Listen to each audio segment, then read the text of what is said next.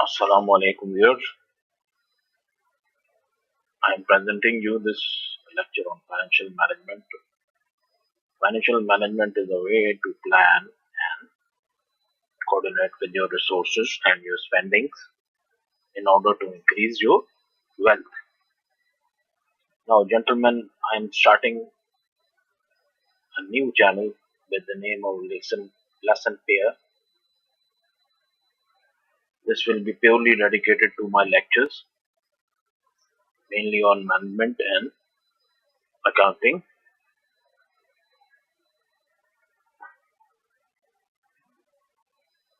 My name is Sayyid Zaki Ahmed, and I would like to introduce this new channel and request the views. So when I start this new channel, Lesson Pair, to please subscribe this channel also, so you get the latest of my lectures.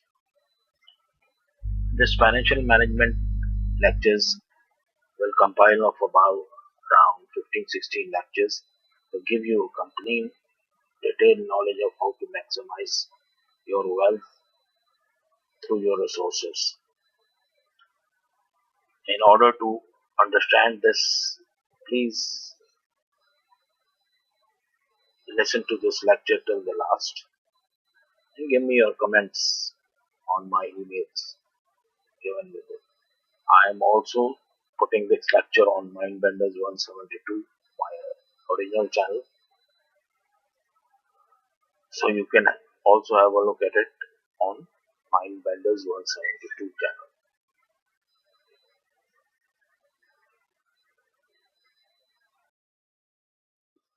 Financial management means planning, organizing, directing, and controlling the financial resources and the utilization of these resources properly.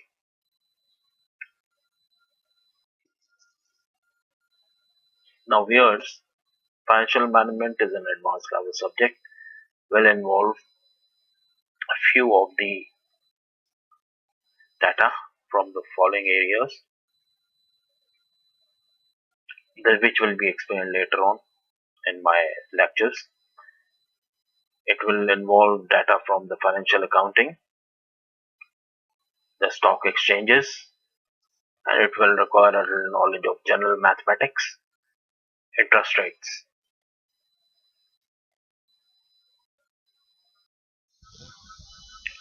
Now, coming to the first requirement of the data for the financial management, that is the data from the financial accounting. Financial accounting is basically data recorded every day by our accounting department. The information is summarized and that summarized information is given to the financial managers in order to plan their wealth. The financial accounting is the task of identifying, analyzing, recording, posting, and summarizing the business transactions.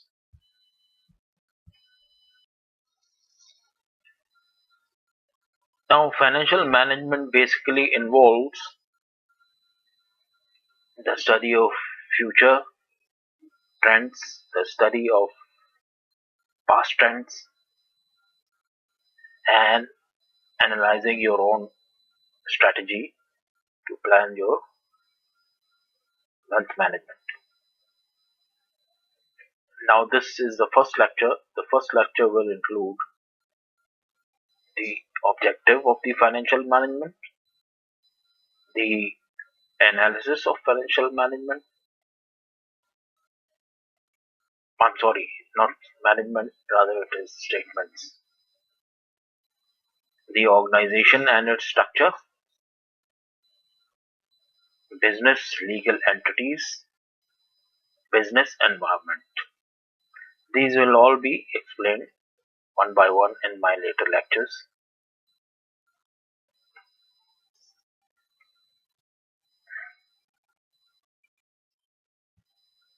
Now, the objectives of the financial management is mainly to maximize the company's and shareholders' wealth. Mind you, this is for companies also, and this is for individuals also.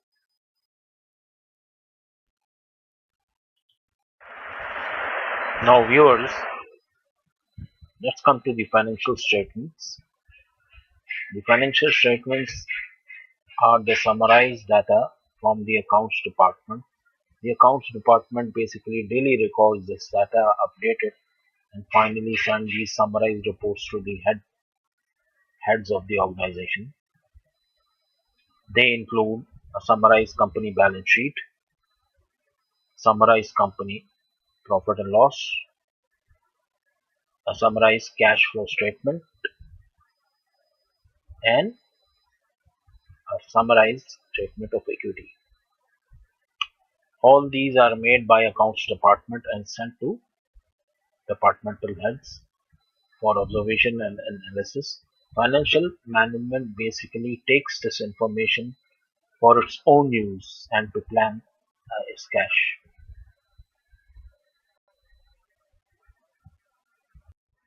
Now we come to the organizational structures of the businesses. Generally, the businesses are in main three general forms: the sole proprietor, the partnership, and the corporation. The sole proprietor is the business owned by and controlled by one person.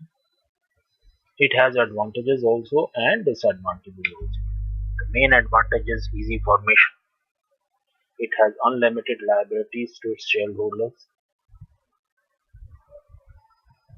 Single tax, or a single owner pays the tax.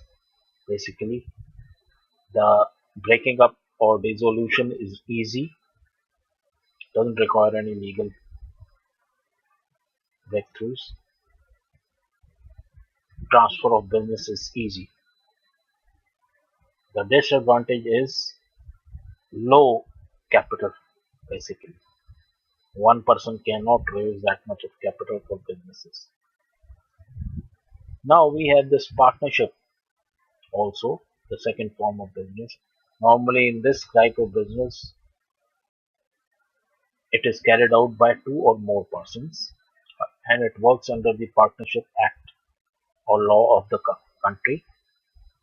The advantage is easy formation, unlimited liability to shareholders. It has single tax, only share partners pay their taxes. Generally, the transfer of rights is there. Disadvantages are very few partners to raise capital and the partnership name dissolves when the one partner goes out. The third kind is the most advanced version of business, that is called corporation. Business is carried out by association of persons. The advantages are mainly legal formation. It has a single common seal, limited liability of the shareholders. Shareholder will pay their liability to the limit of their share value. Double taxation, that means the company also pays the tax and the employers and the persons who are taking advantage, including the shareholders, they also pay tax. The transfers of shares is easy in the market. It has a common seal. The disadvantage is that shareholders always have different opinions and mindsets. Normally, it's very difficult to put them onto a unanimous decision.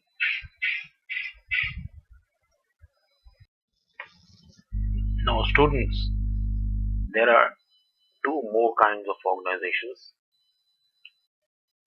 which are a little different from all the previously discussed three types of organizations, and they carry advantages of both the organizations generally. Let's talk about hybrids or the mixed organization. Now, these are very specialized types of partnerships which combine the limited liability along with the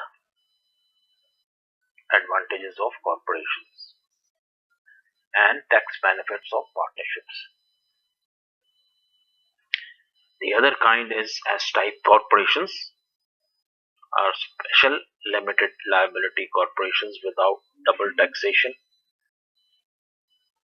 All the business profits pass through business owners who report them on their personal income tax returns. The S-type corporation itself does not pay any tax.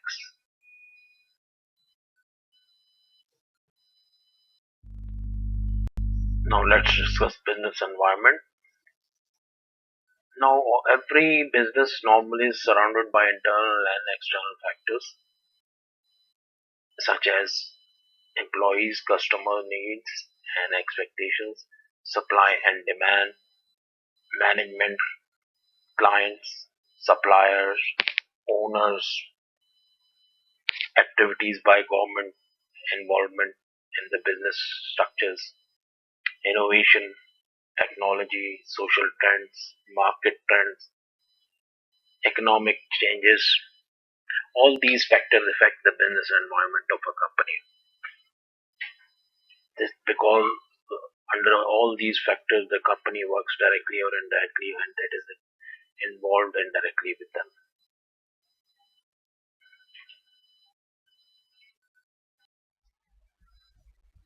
Now, viewers, let me tell you the next coming lecture basis.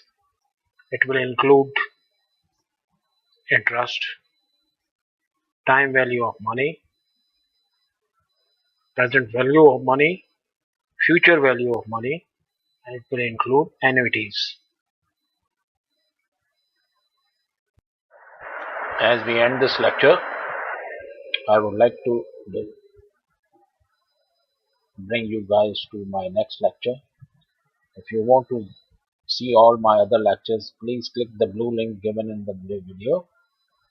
You go to my YouTube link, click subscribe so you get my latest lectures, new lectures.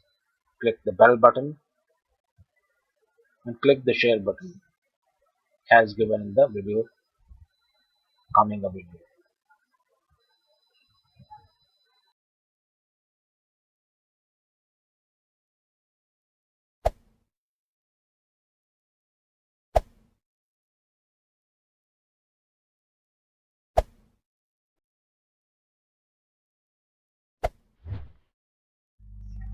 That ends us our current lecture. Now I would like to discuss with my viewers that I am starting this new channel lesson here with the logo shown below or on the top. My main channel, my main parent channel will be Mindbenders 172. It will be presented there also. Lesson Peer channel is still under construction, and as soon as it comes into full existence, all my lectures will be delivered in that lesson Peer. If you like this video, please share it with your friends and do tell them to subscribe this channel also. For all your queries, I am giving you my email or WhatsApp number.